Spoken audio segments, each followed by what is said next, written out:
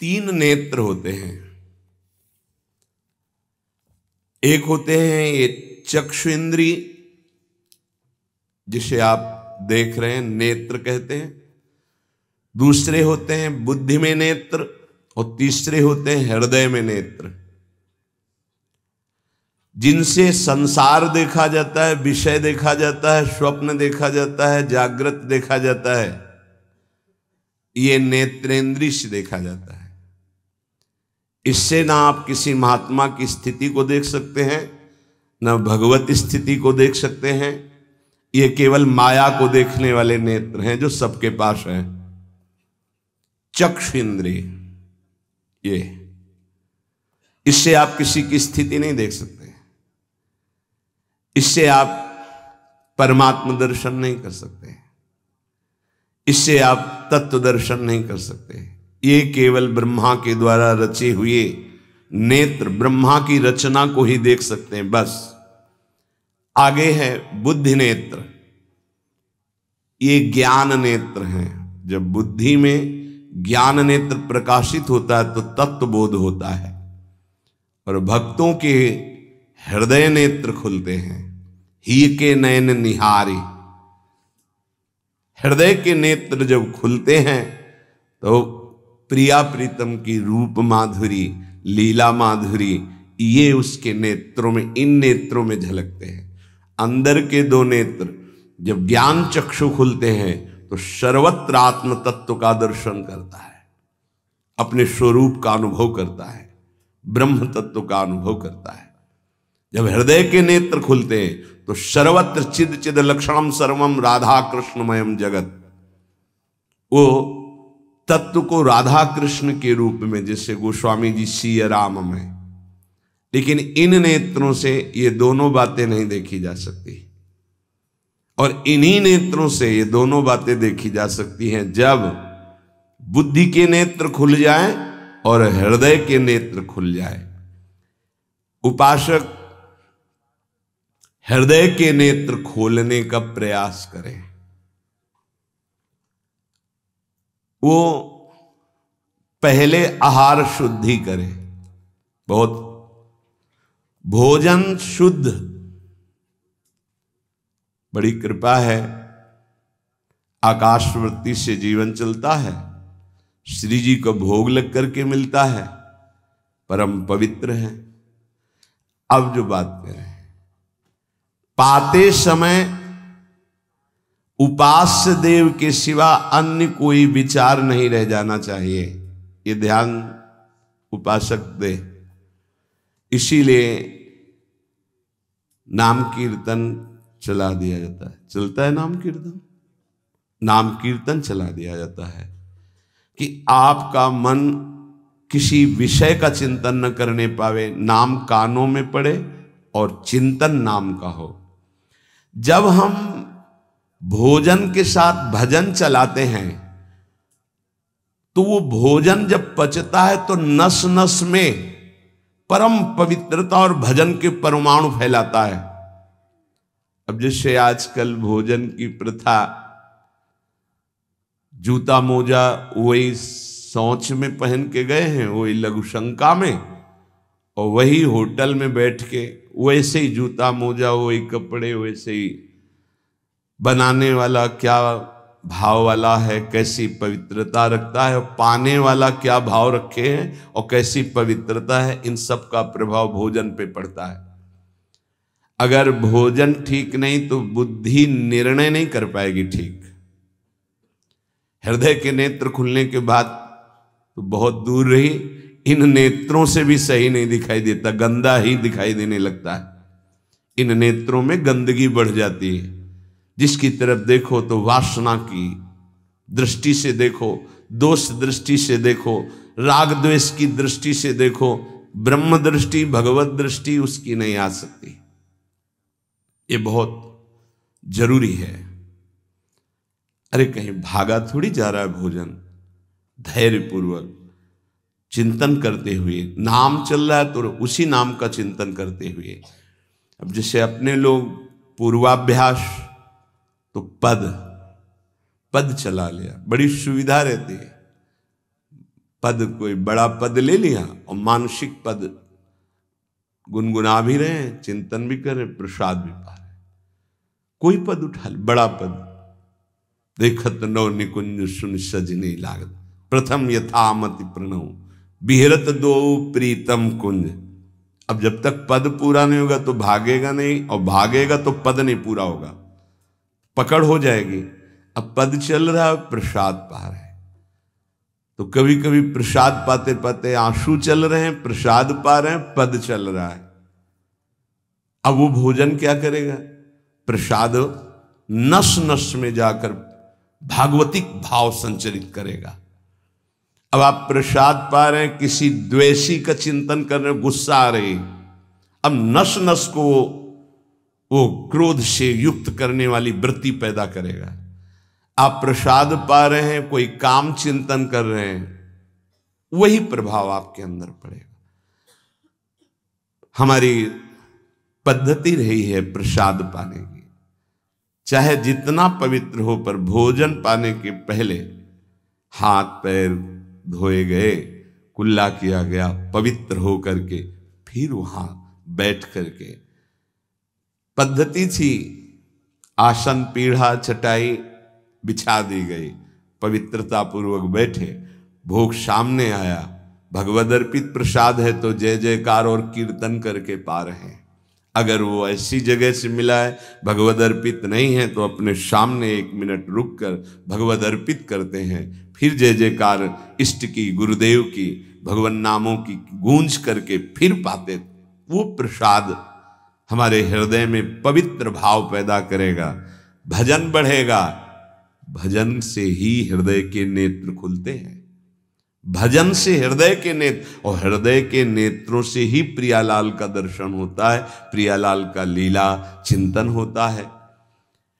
जो अपनी नस नस में नाम, पवित्रता, भक्ति, ज्ञान, तो भोजन में बहुत सावधान रहिए। ये 24 घंटे के लिए हमारे विचारों को अपवित्र या पवित्र करेगा भोजन। अगर अशुद्ध भोजन हो गया तो 2-3 दिन तक तो विक्षेप पड़ेगा ही। अगर बहुत ही निषिद्ध भोजन हो गया तो हो सकता है कि भजन भी रुक जाए, विक्षेप क्या रुक जाए, ऐसा ऐसा भोजन होता है। भोजन बहुत संभाल के, भले भूखा रहना पड़े तो अच्छा है 1-2 दिन, पर ऐसा भोजन ना होने पावे जो हमारे भजन को छीण करे। प्रायः जब श्री जी की शरणागति दीक्षा दी जाती है यहाँ, तो पहला कि तुम्हें 11 माला गुरु मंत्र के तो करने ही हैं, दूसरा 12 पद चतुरासी जी के पढ़ने ही हैं पक्का, तीसरा तुम्हें उस रसोई से कभी भोजन नहीं पाना है जिसमें मांस बना है, जिसमें मांस रांधा गया है। भले तुमको वहां दाल रोटी खीर और ये सब बना के दे, पर वो सात्विक भोजन नहीं होगा, वो राक्षसी भोजन होगा, क्योंकि वो रसोई अपवित्र है, उसके पात्र पवित्र। ये दीक्षा के समय दिया जाता है। चौथा, जो तुम्हारे उपासना की, इष्ट की, गुरुदेव की, संतों की, भगवत स्वरूपों की निंदा करे, वो चाहे रिश्तेदार, नातेदार, चाहे कोई भी हो, हम उससे संभाषण बैठकर नहीं करेंगे, कान में उंगली डालकर राधा राधा बोलकर चले जाएंगे। ये दीक्षा के समय शिक्षा दी जाती है। यदि आप अपने कुसंग को नहीं त्याग सके, भोजन का सुधार नहीं कर सके, तो भजन में रुचि नहीं होगी। ध्यान रखना, हम जैसा अन्न पाते हैं वैसा मन बनता है, जैसा मन होता है वैसे ही चिंतन होता है। हमें हृदय के नेत्र खोलने हैं तो हमें आहार पवित्र करना है, पवित्र आहार पवित्र चिंतन के साथ हमें पाना है। ऐसे जल्दीबाजी नहीं, जल्दीबाजी है तो हम नहीं पा रहे हैं, जब हमें समय होगा पा लेंगे। कोई प्राण थोड़ी निकल जाएंगे, एक बार न पाएंगे, एक दिन ना पाएंगे, नहीं निकलते। कई कई दिन भोजन न पाने पर भी ऐसा नहीं होता कि प्राण निकल गए। बड़ी सामर्थ्य है, प्रभु ने सामर्थ्य दी है। उपासक सावधान रहे कहीं प्रसाद पाते समय कोई ऐसा दृश्य, ऐसी वार्ता न कर बैठे जो भजन में बड़ी हानि पैदा कर दे। जैसे आप मोबाइल रख लिए और आप ऐसे दृश्य देख रहे हो जो आपका सर्वनाश करने वाले हो, भोजन पा रहे हो, तो आप निश्चित समझ लेना, निश्चित भ्रष्ट हो जाओगे, आगे नहीं बढ़ पाओगे, गिर जाओगे। भोजन के समय यदि आपका मन पद में नहीं लग रहा, भजन में नहीं लग रहा, तो जैसे यंत्र है आपके पास, तो चतुरासी जी लगा दीजिए, सत्संग लगा दीजिए। आपका चिंतन बनना चाहिए भागवतिक, कोई गलत चिंतन नहीं। और अगर कोई पास बैठा है तो वार्ता नहीं होनी चाहिए। भोजन के समय वार्ता निषेध है, वो वार्ता का समय नहीं, वो एकाग्रता पूर्वक पूरे 24 घंटे के लिए हम अपने विचार पावन करने के लिए बिल्कुल मौन होकर के भगवत चिंतन या भगवत श्रवण करते हुए प्रसाद पावे। आप सब आज से ये नियम ले लें, केवल परोसने वाले की आवाज सुनाई देनी चाहिए। श्री जी का प्रसाद जो आप परोस रहे हैं उसका उच्चारण करते हुए आपको प्रसाद, रोटी प्रसाद चाहिए तो वो पूछ सकते हैं। इसके अलावा पाने वाले की आवाज बस जी दे दीजिए, इससे ज्यादा कोई शब्द नहीं आना चाहिए।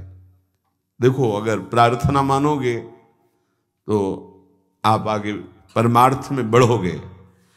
जो प्रसाद पाने का समय है वो बहुत 24 घंटे के भजन के लिए बहुत कीमती बात है। अगर उस समय आपका कोई प्रपंच वार्ता, कोई लौकिक वार्ता, राग द्वेष वार्ता, बिल्कुल नहीं, मौन आज से नियम रख लो। दे दीजिए ये शब्द उच्चारण और ले लीजिए प्रसाद ये शब्द, इसके अलावा और कोई शब्द नहीं होना चाहिए। अगर आप हमारी प्रार्थना नहीं मानते हैं तो ये अपराध होगा, आज्ञा का उल्लंघन होगा और वो आपके लिए बहुत ही हानिकारक होगा, जो आपकी बुद्धि को क्षय करेगा। इसलिए प्रार्थना है, आप प्रसाद पाते समय सब मौन का आश्रय, केवल स्वीकृति हां दे दीजिए और प्रसाद बांटने का जो उच्चारण है या अमुक प्रसाद ले लीजिए। बस इस नाम कीर्तन चलता है, नाम कीर्तन सुनिए, या आपकी क्षमता है तो उस समय नाम जप करते हुए प्रसाद पाइए। जिस जगह पर संत सेवा होती है, नाम कीर्तन होता है, ठाकुर सेवा होती है और परस्पर बैठ करके भगवद वार्ता होती है, उस जगह सारे तीर्थ अपने आप आ जाते हैं। वहां वास करने वाले को किसी तीर्थ जाए या ना जाए, कहीं भी, संपूर्ण भुवन की बात कह रहे हैं, जिस घर में, जिस कुटिया में, जिस जगह में, जिस स्थान में नाम कीर्तन होता है, भगवत गुण कीर्तन होता है, साधु सेवा होती है, ठाकुर सेवा होती है, सारे तीर्थ स्वयं आकर वहां वास करने लगते हैं। तीर्थ क्या, तीर्थाधिपति तीर्थपाद भगवान वास करते हैं। जहां भगवान नाम कीर्तन, भगवत गुण गायन होता है, भगवान प्रकट होते हैं। मदभक्ता यत्र गायन्ति तत्र तिष्ठामि नारदः, नाम वाणी जहां श्याम श्यामा तहां। सारे तीर्थ स्वयं वहां वास करते हैं। कुछ गृहस्थ जन कहते हैं हमारे घर में कोई चक्कर है, कोई टुटका कर दिया, कोई परेशानी। हम कह रहे हैं नाम कीर्तन कीजिए, ठाकुर सेवा घर में विराजमान कीजिए, 30 मिनट बैठ करके भगवत चर्चा कीजिए। हिंदी आती है, संस्कृत आती, जो जैसे भी आप, भागवत है, गीता जी है, रामायण जी है, भगवत चर्चा गुणगान कर रहे हैं, प्रभु कुछ, उस घर में कोई अमंगल, कोई भूत प्रेत, कोई चक्कर, ऊपरी नीचरी कोई बाधा, ग्रह नक्षत्र कुछ नहीं, किसी को समझ नहीं आती कैसे सर्व मंगलमय भगवान का नाम समस्त पापों का नाश करके महामोद प्रकाशित करता है। अरे जहां एक भक्त बैठ करके नाम जब कीर्तन करता है और जहां पूरा परिवार बैठकर नाम कीर्तन करे, उसका कितना प्रभाव होगा। एक भक्त करे तो उसके प्रभाव का वर्णन होता है। पूरा परिवार नाम कीर्तन कर रहा है, पूरा परिवार ठाकुर सेवा में बैठ करके 5 मिनट ही सही, आरती पूजा प्रणाम नमस्कार, पूरा परिवार 30 मिनट बैठकर भगवत चर्चा सुन रहा है, कोई एक भगवत चर्चा कर रहा है, वो तीर्थ है घर। फिर ये तो परम धाम है, यहाँ तो महामोद मंगलमय है, यहाँ तो अखंड नाम कीर्तन भगवत चर्चा सब चलती ही रहती। आपको सावधान रहना, जो एक बार आदेश हो जाए उसका उल्लंघन ठीक नहीं है, और उसको तत्काल लागू किया जाए।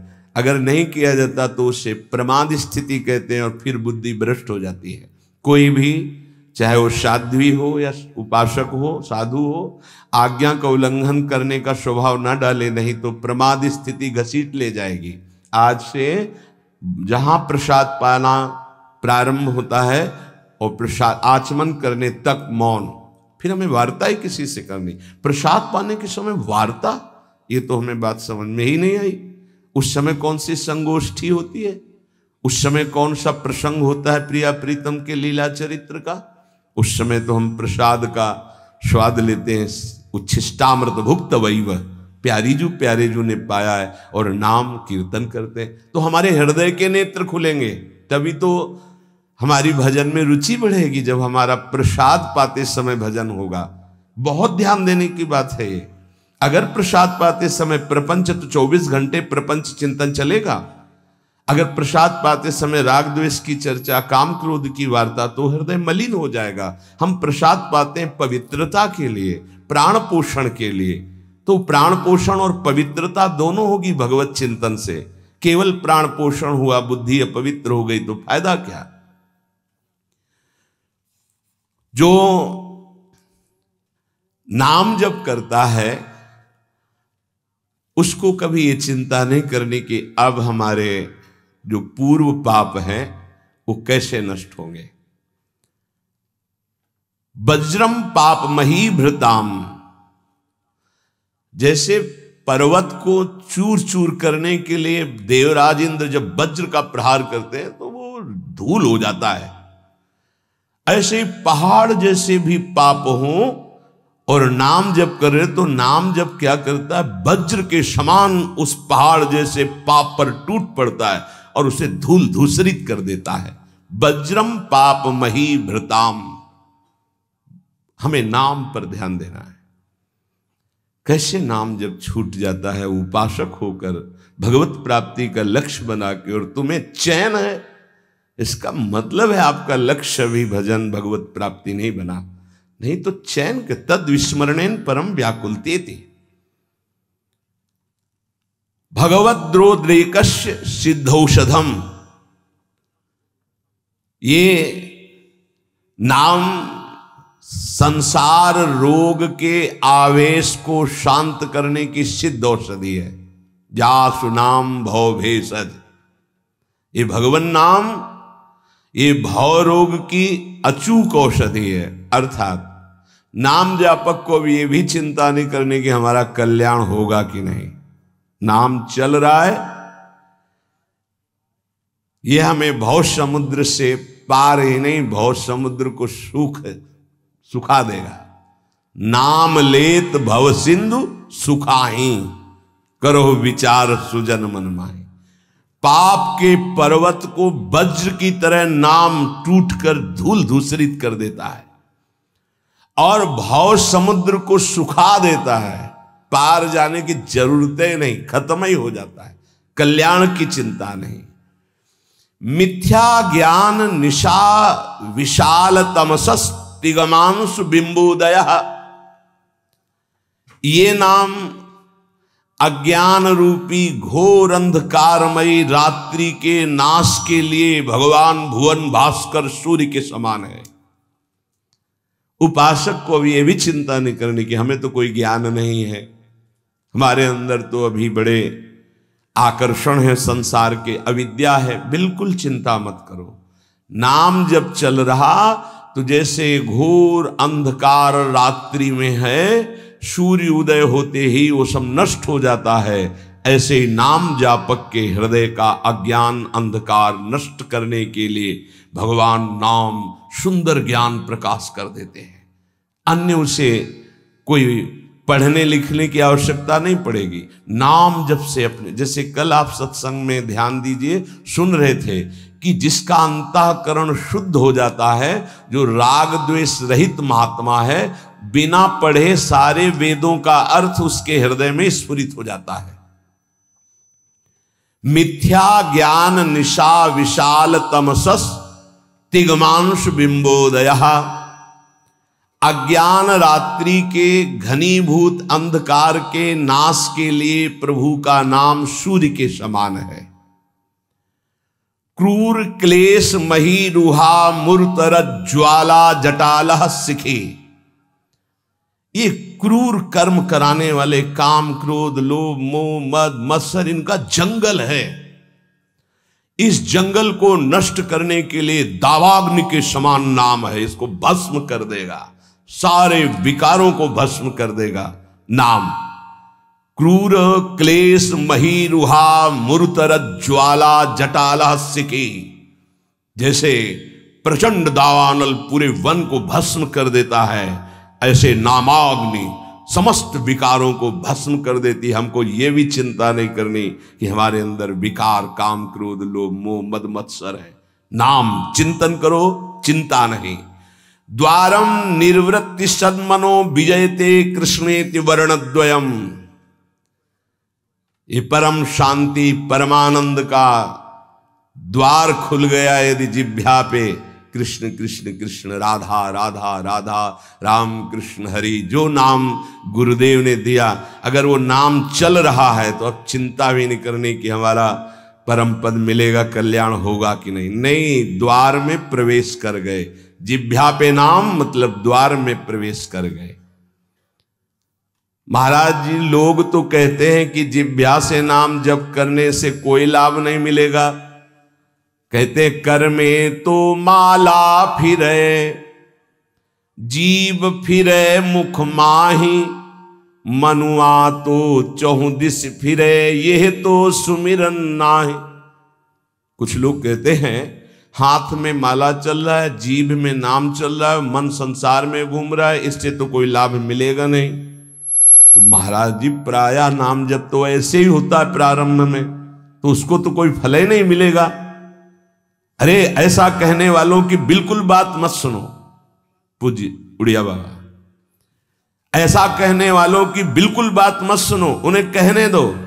वो क्या जाने, नाम में अपार सामर्थ्य है। जिसकी जिह्वा में नाम स्मरण चल रहा है तो मन लगे ना लगे उसको फल अवश्य मिलेगा। ये बात, इसीलिए भगवत प्राप्त महापुरुषों के वचनों को समझना चाहिए। अब कौन सा दोहा कहां से उठा के कैसे, अब अगर ये दोहा नए साधक को सुनाया जाए कि कर में तो माला फिरे और जीभ फिरे मुख माही और मनुआ तो चौदिस फिरे ये तो सुमिरन नाई, तो जो शुरू किया वो भी रख देगा माला कि फल ही नहीं मिलना तो हम क्या करें। पूज्य राधा बाबा, तुम चिंता मत करो, तुम मशीन की तरह जीभ से शुरू करो राधा कृष्ण राधा कृष्ण राधा कृष्ण राधा, बाबा के वचन, फिर तुम देख लेना। गोस्वामी जी कह रहे तुम चिंता मत करो। राम नाम मणिदीप धर जीह देहरी द्वार, तुलसी भीतर बाहरो जो चाह सुझियार। हमको वो बात समझनी है जो बड़े बड़े महापुरुष कह रहे हैं। ऐसे लोगों की बात देखो, बाबा ने पहला शब्द उत्तर में ऐसे कहने वालों की बिल्कुल बात मत सुनो, उन्हें कहने दो, क्या जाने नाम में कितनी अपार सामर्थ्य है। अहो वत्स पचतो गरीयान यज्जिभ्याग्रे वर्तते नाम तुभ्यम, ना कि मनसाग्रे लिख देते ना, मनसाग्रे यह जिभ्याग्रे, जिभ्या में जिसके आपका नाम विराजमान हो गया वो चांडाल भी जगत पूज्य बन जाता है। अहो वत्स पचतो गरीयान, वो सर्वश्रेष्ठ हो जाता है। भजन करना है, निरंतर भजन करना है, मन लगे ना लगे तुम्हें इसकी परवाह नहीं करनी। जो तुम्हारी जिह्वा से नाम निकल रहा है वो फल दे के रहेगा, ये बैठा लो हृदय में। केवल जिह्वा से तुम भजन करना प्रारंभ करो, फिर देखना मन लगने की बात जाने दो, मन नाममय हो जाएगा, अपने आप नाममय हो जाएगा। जब हम अधिक समय तक विषय चिंतन करते हैं तो मन विषयमय हो जाता है। जब अधिक समय तक हम नाम जपते हैं तो मन नाममय हो जाता है। इसलिए तुम ऐसी बातें मत सुनो, निरंतर नाम जपने का अभ्यास जिह्वा से ही करो, तुम्हारा मन भगवदाकार हो जाएगा। तो महाराज जी सुनते हैं भगवदाकार वृत्ति बड़ी महिमामयी है, तो ये कैसे आती, कैसे भगवदाकार वृत्ति आती है? तीव्र अभ्यास और निरंतर स्मरण से। जब क्षण क्षण में वृत्ति हमारी भोगों की तरफ जाती है, उस वृत्ति को हटाकर हम नाम में लगाते हैं तो नामाकार वृत्ति, एक एक वृत्ति जब नाम में लगने लगती, नामाकार वृत्ति प्रभु के रूप में लगने लगती तो भगवदाकार वृत्ति, तत्व चिंतन में लगती है तो ब्रह्माकार वृत्ति। इसलिए विशेष प्रयत्नशील उपासक वृत्तियों को भगवदाकार कर लेता है। प्रयत्नशील, बार बार मन संसार में जा रहा है, उसे हटाकर नाम में लगाते हैं, बार बार नाम में लगाते हैं, धीरे धीरे वृत्तियां नाम में हो जाती है। जब स्वतः एक एक वृत्ति नाम में हो जाती है तो भगवदाकार, मंत्राकार, नामाकार, ब्रह्माकार ऐसे शब्दों से कहा जाता है। ये केवल बातें बनाने से नहीं होता, पुरुषार्थ, तुम्हें भगवत कृपा से सामर्थ्य मिली है ऐसी। उपासक प्रधानता कृपा की मानता है, अपने पुरुषार्थ की नहीं।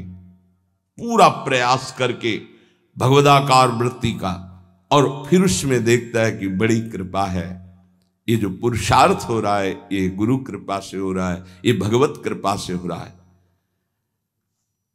भगवान की आज्ञा समझकर पुरुषार्थ करे और उससे लाभ हो तो भगवत कृपा समझे। आपका तात्पर्य यही है ना? हाँ हाँ, यही सिद्धांत है। ऐसा ही करना चाहिए।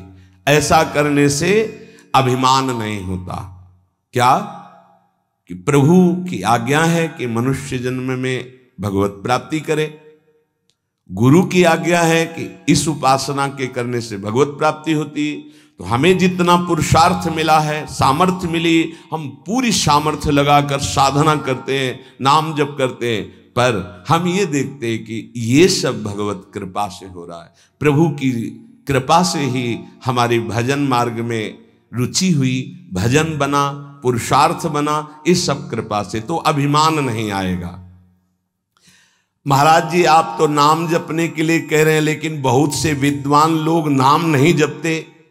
क्यों नहीं जपते? भैया नाम जप करना तुमने कोई साधारण समझ रखा है? भगवत कृपा के बिना भगवान नाम नहीं लिया जा सकता।